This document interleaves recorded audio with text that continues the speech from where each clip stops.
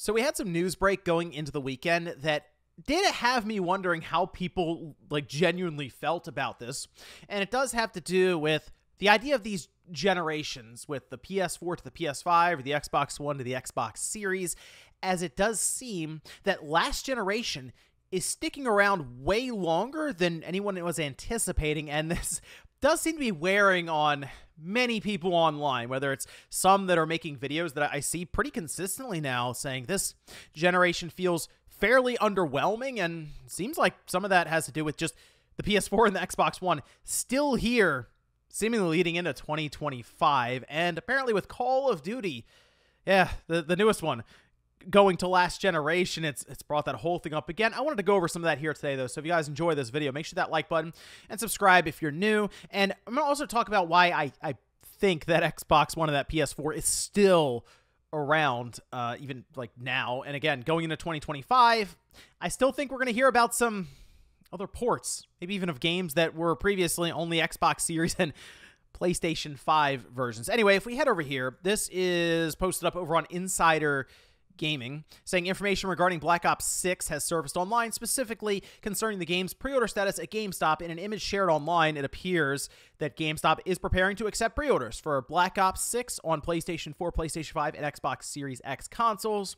As for the Xbox One, it appears that Xbox Series version is the cross-generation, cross-buy version, so it will also be available and work on the Xbox One, which, yes, means the Xbox One VCR will continue on in the 2020, at the end of 2024 into 2025, because Call of Duty, the interesting thing about Call of Duty is it's technically all wound up in this app that they have. It's Call of Duty HQ, and it appears that in general with the engine they use is all still supported by the Xbox One and the PS4, and that's one of the reasons we are going to be seeing this. And people seemed kind of confused when they heard this, said, really, the Black Ops 6 is going to be on the Xbox One and the PS4. It's why? Because if you think about the history of Call of Duty, the last one we had on the PS3 and the 360, we had that cross-gen period there too, because there were many instances of Call of Duty just being there for a few years, even after the Xbox One and the PS4 had come out. Infinite Warfare was the cutoff. That's where they said, you know what?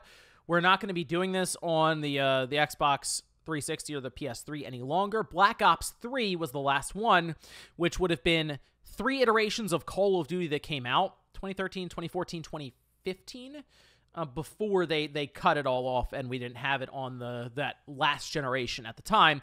Whereas here, we have 2020, 2021, 2022, 2023, and soon to be 2024. So technically, yes, we're going to have 5 cross-generation Call of Duty games with the Xbox One still being pulled into 2025. And I do wonder if that's one of the reasons I see people sort of discuss this particular generation, the PS5 and the Xbox Series, as being underwhelming compared to previous generations. Not necessarily that gaming itself is bad or underwhelming, but the fact that we did jump an entire generation in 2020, and it still doesn't necessarily feel like the generation has gotten off and moving, right? And technically at the end of this year, we'll be 4 years in, which you assume marks at minimum the halfway point. Apparently for Xbox, we're more than halfway to the next generation, with rumors that they're going to try to launch that system in holiday 2026. So at the end of this year, we'll be 2 years off. And if you feel like a 1 year run-up is necessary for a brand new system and platform to explain what it is and do all the marketing, we could be, at the end of this year, a year and a half away from them announcing the whole thing. And at the end of this year, we're expecting a PlayStation 5 Pro, which kind of makes sense now based on what I'm seeing online in the discussion around this generation, why there doesn't seem to be as much excitement around the idea of a Pro model for the current PlayStation 5 system. Of course, it'll be more expensive, but games will run better. It'd be more 4K-ish. I mean, that's kind of where we are right now with these systems. The big deciding factor between them are visuals that are having more and more diminishing returns, and it just seems to be less of a driving force for people to upgrade. I mean, look at the Xbox Series. When we made the jump from the Xbox One, still the same OS, same visuals when you turn it on. You can still sync up your Xbox One controller to the Xbox Series, so One box you take out, you put the other one in, and sure, there was convenience with that, but the idea of making the jump from one generation to the next is that you will have a brand new dashboard and OS to learn and explore, and technically Sony did do that with the PlayStation 5. The only issue there was Sony also kind of unsure, seemingly, to leave that PS4 user base behind and just go all out on the PS5 when they had some of their big core franchises with God of War, Horizon, Gran Turismo, those all having PlayStation 4 versions. It seemed strange. It seemed like Sony was like half in, half out on the idea of making the full jump to the PS5, them believing in generations. Gran Turismo was an odd one because at first they made it out to be a PlayStation 5 only racing game, and then like the second or third trailer, all of a sudden it said PS4 at the bottom as well. And that's not the only time we've seen late ports to last generation systems, which I think speaks more to this than anything. It's like, oh, you're going back, you're porting backwards. You don't see that very often, and in this case, we saw it for Resident Evil 4. Remember, Capcom showed up towards the end, like where we were going up to launch. Like, oh yeah, there's also a PS4 version of this game now. They thought enough to go, oh, we got to get it there because there must be a bunch of people on that platform still. We saw it with Jedi Survivor. EA came out and said, hey, we figured it out. We're going to put it on the Xbox One and the PS4. That was a big announcement for investors. And when we saw Sony's financials, they did talk about their monthly active users, which was like 118 million or so, something like that.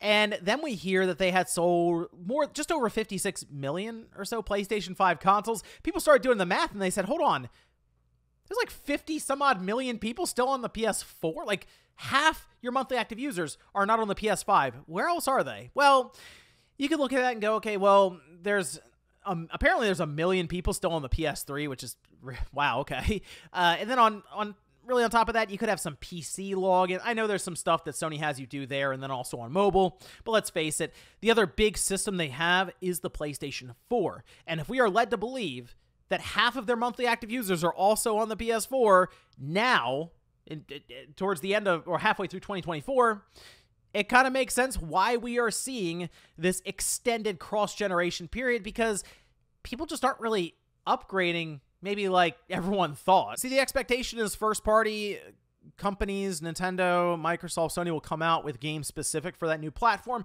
and everyone will push ahead to get it. And because they are maybe a little more hesitant, well, they have done some specific PS5 games, Spider-Man 2, Ratchet & Clank, Returnal, to name a few. It hasn't necessarily moved the needle like we've seen maybe in the past. They're still selling PS5s, but people are still really holding on to that PS4 specifically.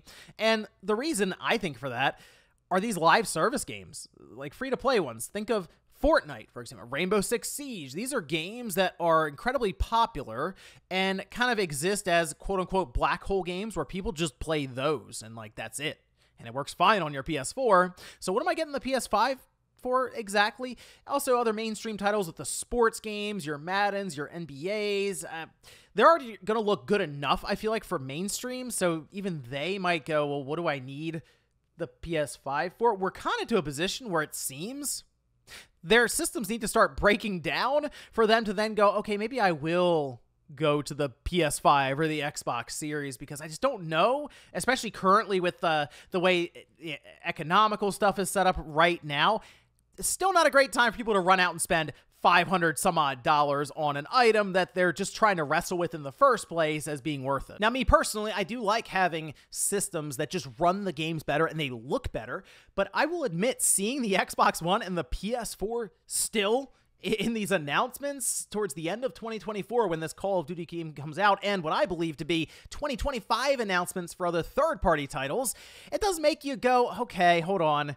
I kind of felt like the jump to, for example, an SSD that's expected across the board, these more powerful systems, we would have like the full effect of them on display, whereas we're still having Jaguar cores, DDR3 memory for the Xbox One in play, and these mechanical hard drives that are just outright slower.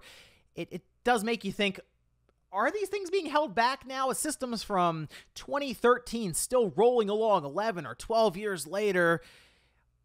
Were these new systems needed? That is something that people are considering, and even myself looking at that, wondering, okay, when are we going to leave these old systems behind and move forward? Well, considering, I guess, we have the PlayStation Showcase we assume coming up soon, and Microsoft, who, I mean, they have at least done Xbox Series only games with things like Hellblade 2, which looks incredible.